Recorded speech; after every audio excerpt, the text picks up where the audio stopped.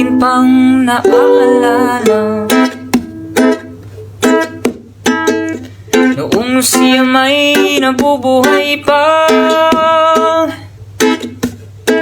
Ang sabi niya Freddy, mag-aral kang mabuti, tulungan mo ang iyong sarili. Ang nais niya ay di nasunod,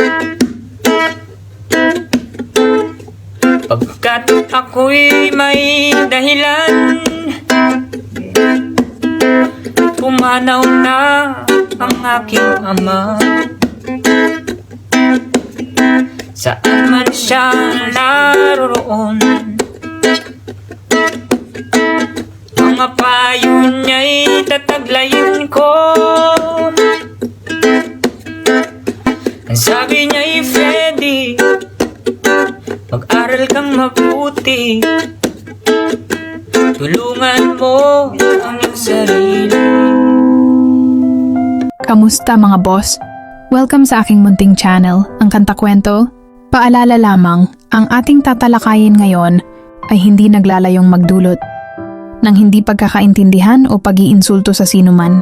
Yung layunin natin ay bilang isang tagahanga ay mag-analisa, magbigay ng sariling opinyon, at higit sa lahat, mag-enjoy sa natatanging husay ng mga artist na ito.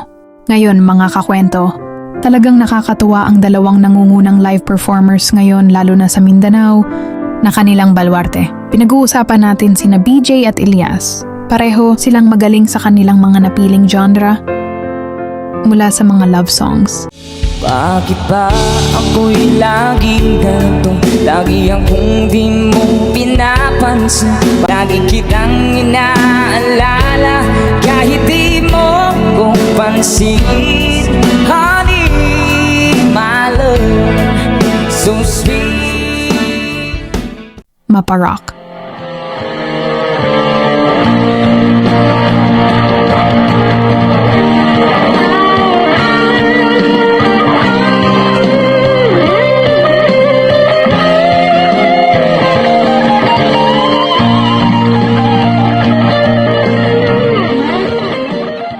Lalo na sa reggae, kung saan nangunguna nga ang banda ni Elias. Bilang purong reggae band nga ang kalumad at nasasabayan rin naman ito ng Sweet Notes music. Bago tayo tuluyang magpatuloy mga kakwento, kung bago ka dito sa ating channel, hinihiling ko po ang inyong like at subscribe bilang suporta. At sa ating Facebook page, pakikomento din kung taga saan ka para malaman ko kung hanggang saan umabot ang kwento natin. Maraming salamat. Ngayon mga kakwento, pinagsama-sama ko ang ilang video clips at gusto kong makita ang inyong mga reaksyon at malaman ang opinyon ninyo kung sino sa dalawa ang mas nakakaaliw sa kanilang pagsasayaw sa entablado. Samahan ninyo ako hanggang sa dulo ng ating video at talakayin natin mamaya ang inyong mga reaksyon.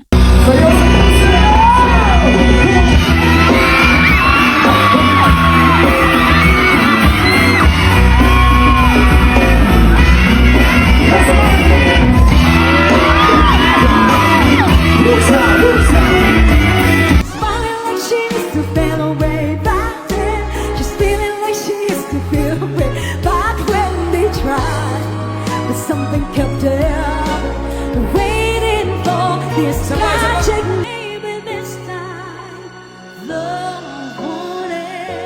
Excited kaya akong backup dancer din. Yes, thank you for singing with me, guys. It's the one they held way back when they were too young to know when love is real. The flame is turning even brighter than it did before. Wala pa! They got another chance, and if they take it more than just wait, she's back in his life, and it feels so right. Maybe this time love won't end.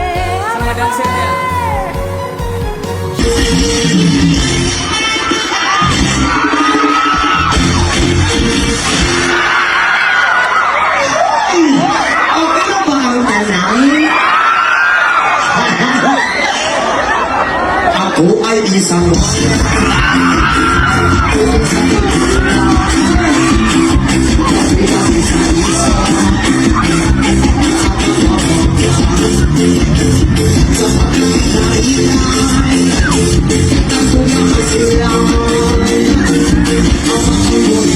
ay nakakanda na.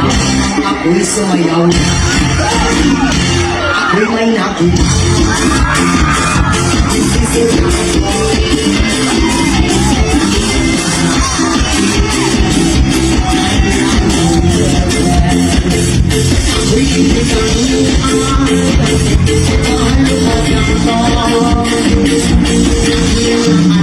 At hindi ko masabi na mag-isa.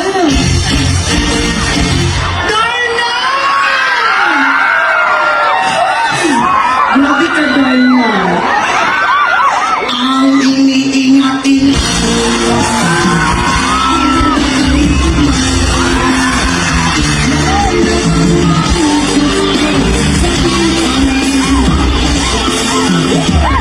Smiling like she used to feel away back then. She's feeling like she used to feel away back when they tried. But something kept her waiting for this magic moment. Used to feel away back then. She's feeling like she used to feel away back when they tried. But something kept her waiting for this magic moment. She's smiling like she used to feel away back then.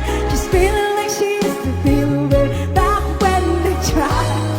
But something kept her waiting for this magic moment.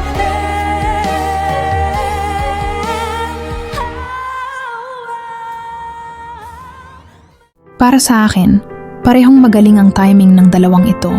Alam nila kung kailan dapat isingit ang sayaw sa kanilang mga performance sa entablado. Batid naman sa crowd na sobrang naaaliw sila. Bagamat mas bata si Elias kumpara kay BJ, mas nakikita ko ang karisma ni Elias pagdating sa pagsasayaw. Gayunpaman, magaling si BJ at masasabi kong mas magusto ang kanyang boses. Kaya naman, ibinibigay ko ang pagsasayaw kay Elias dahil sa kanyang karisma, ngunit sa kantahan, BJ ako dahil sa kanyang versatility sa iba't ibang genre. Samantalang si Elias o ang Kalumad Band ay focused sila sa reggae. Kayo ba mga kakwento? Ano ang masasabi ninyo? Halina at pag-usapan natin. Ito sa comment section at talakayin natin ang inyong mga reaksyon. Huwag kalimutan suportahan ang Kalumad Band at Elias sa kanilang na mga channel at Facebook page, pati na rin ang Sweet Notes Music. At syempre, kung bago ka dito sa ating channel, hihingin ko po muli ang inyong like at subscribe bilang suporta. Sa aming Facebook page, pakikomento na rin kung taga saan ka upang malaman ko kung hanggang saan nakakarating ang kwento nating ito. Maraming salamat! At sana mga kakwento ay mag-join kayo sa ating membership. Ito'y 25 pesos lamang upang ma-access nyo ang ating mga special emoji para sa comment section at mga early access sa ating mga content at marami pang iba. Salamat na agad mga kakwento. Salamat sa pagsama sa akin hanggang dito sa dulo ng ating kwento. Muli ito ang Kanta Kwento na nagsasabing, mabuhay ang talentong Pilipino.